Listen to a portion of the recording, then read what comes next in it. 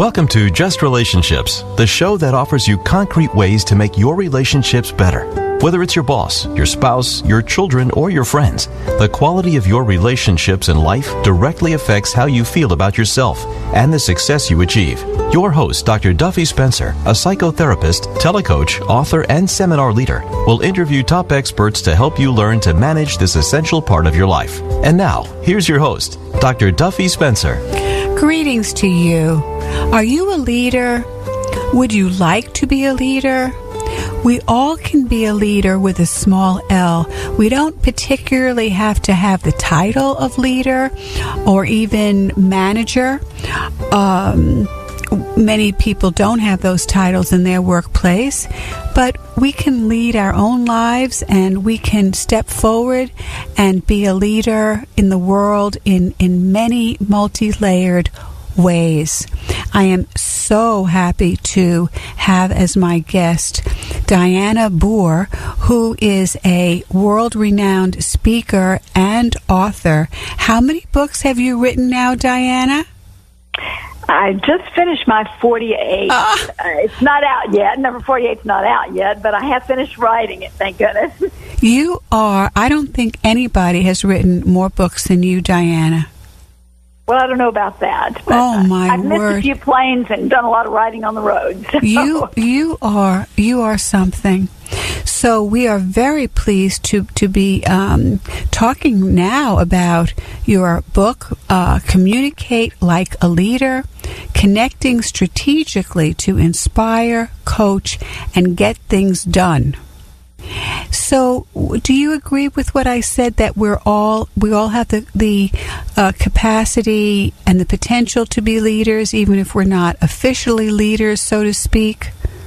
Yes, that is the idea. We are leaders in our sphere of influence, whether that's in our family, whether it's a PTA group, whether it's in our neighborhood. We get together, the group around us, to influence our community, whether it's in politics, if you're leading for a cause.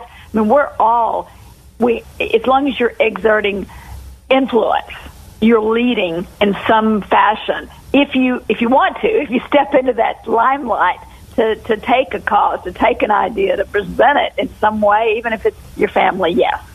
Beautiful. I like how you put that all leaders in our sphere of influence. So we all can step up to leadership. And what is the one question that all leaders must have an answer for? Well, I want people to be curious about that. And so when I wrote this book, it's aimed at such a broad audience. I'm trying to think when I pose that question, and I sort of, tease with it like people do on the TV when the anchor person is saying, come on back after the commercial, and they're saying, find out whatever. And the way I mean that, it's the question, though, that if you want, visibility for your leadership, and you want to really draw people in, people are always asking you this one question: what are you working on? Mm-hmm.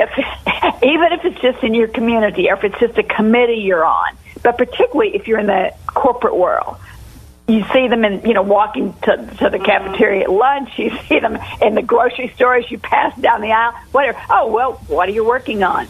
And that question, many people just kind of blow off. Like, oh, same old, or whatever. But my premise in the book is really you should answer that in an intentional way so that you gain visibility for what you're working on. Right.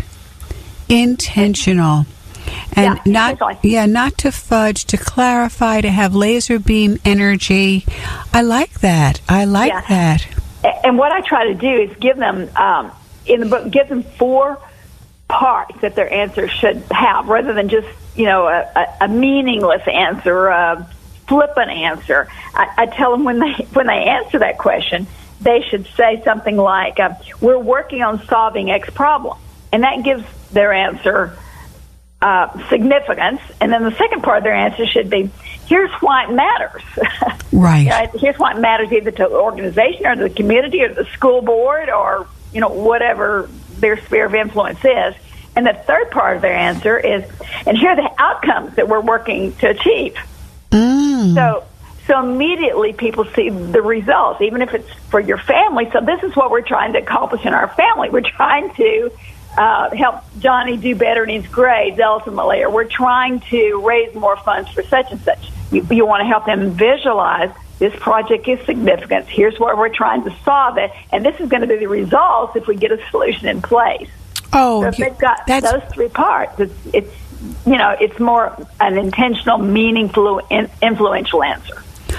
That's brilliant, because what you're doing is not only laser beaming your own energy and figuring out what you want to do, and you're also communicating it to others. So it's a real double win. So looking at what you're doing to solve a problem, what problem it is, and how you're solving it, why that's significant, why it matters, and what outcomes you're looking to achieve. Wow. That in and of itself, Dianna, is so much. I do, besides being a psychotherapist, I do management training in the human relations area, and team building and assertiveness training and conflict resolution. And I'm definitely going to bring this insight into my groups. Right. There are a lot of people in the corporate world or nonprofit or any kind of workplace, they feel like their work doesn't really count and people don't know what they do. And that's often true. They work in silos and people don't know what they do. And they pass up opportunities to let people know about their career and to gain visibility, because when people, pass them in the hall, what are y'all working? Oh, we're same old, we're doing such and such, or, oh, more slideshows, or I got a big presentation coming up. Yeah. And they just say it in a meaningless, off-the-cuff way, rather than letting people know this is an important project. And that, we're trying to solve the problem of the turnover in the organization. And the reason that's significant, of course, is because if we can get a handle on the turnover, we can really increase our profitability by at least, we figure, 12% this year. And what that's going to mean is bigger bonuses for all of us come December. So, if they could put all three of those parts, what problem we're solving, why it's significant to everybody, and then the specific outcomes, then people are going to say, hey, this person knows what they're doing. They've got a handle on it, and what they're doing is important. And you can see how that would pay off for somebody's career. Absolutely. As you say, the intentionality and the visibility. I want everyone to know that I am interviewing Dianna Booher, whose most recent book is Communicate Like a Leader: Connecting Strategically to Inspire, Coach, and Get Things Done. And in your new book, Dianna, you also explain about millennials. And I think people are confused but very interested in the generation differences, and that you're talking about that millennials expect their bosses to be great mentors.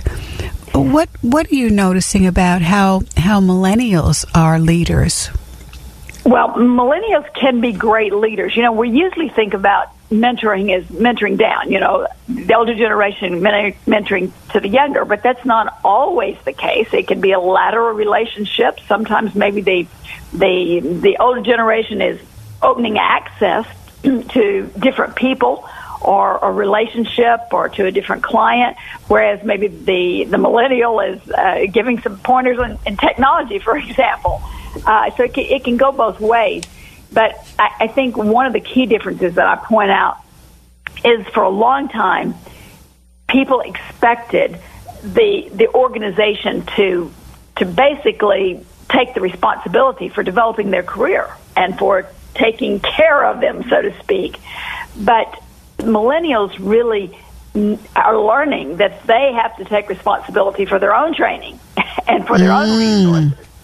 And what I recommend is looking for the mentoring moment rather than this long-term thing. It's almost a thing of the past to have to get to go to a training session for 2 days or 3 days. and with the fast pace, a manager's saying, I don't have time. This is one more thing on my to-do list. I just don't have time to follow this millennial around and show them the ropes and tell them everything. Yes. And so I'm telling them to rethink the whole relationship of how to find a mentor, how to get a mentor, and how to be the one that mentors somebody. And what I call them, excuse me, all of a sudden I've got a frog in my throat here. Oh. But what I'm telling them is to find a mentoring moment just in the day that doesn't take longer. For example, let's say the boss is about to go on a really important conference call where they're going to negotiate some deadline or project or a lower rate on something. And they just want the younger person to learn how to do that and to understand. And they may just say, hey, Maria, step in here. I'm about to call up such and such client. I want you to hear this conversation. And the person just sits there and listens, and then they make, 3 minutes. They take 3 minutes after the call to say, let me give you a little background on this, and I want to tell you why I did what I did and why I made the decision on the spur of the moment to just sever the relationship. And they give them a little background. That millennial will understand that boss is investing time in me. Otherwise, they wouldn't have let me sit in on that call. Beautiful.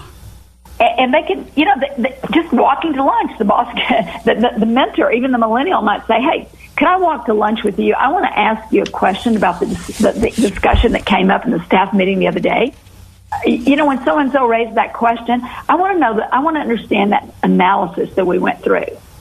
And that helps two ways. First of all, they get the understanding, but the boss also understands that person's serious about their career. They could have, blended off and gone to lunch and not cared, but they really care about getting the big picture understanding. So it helps both sides to understand what the goals are and where that person wants to learn and how they want to learn. And so it doesn't mean extra time on any person's part, but they're still getting the mentoring. So in a fast-paced environment, I love that phrasing, a mentoring moment. Just to specifically spell it out, listen to this call, and I'll give you the background later, and we'll debrief it, deconstruct it together. And the leader's already making the call and just asking the other person to listen. Oh, right. It's great. It's such a smart use of time. Right. And the boss doesn't always know what your goals are because goals change. And in fact, the younger the employee, the more often those goals change. Their family situation changes. They have kids, they don't have kids, they're married, they're not married. You're going through life changes and life stages so quickly. And what you told them your goal was and what you wanted to do in your career 6 months ago may not be true anymore. So you always have to take the responsibility yourself to keep your supervisor informed about where you want to go and what you want to do. Same thing even in a family. As the leader of the family, what your 18-year-old wanted to do last month, they may be headed in a totally different direction in their college career. So if you're going to offer them appropriate and relevant advice, you need to, touch base with them really often. Beautiful. I like this so much, Dianna. And this is Dr. Duffy Spencer. We are 90.3 WHPC. You can find WHPC online. Just go to nccradio.org, nccradio.org. And if you would like your friends to listen to this radio show, you can. This will be on podcast. And when you go to nccradio.org, just go to Just Relationships, and then you will see the various topics. And this topic is Communicating Like a Leader.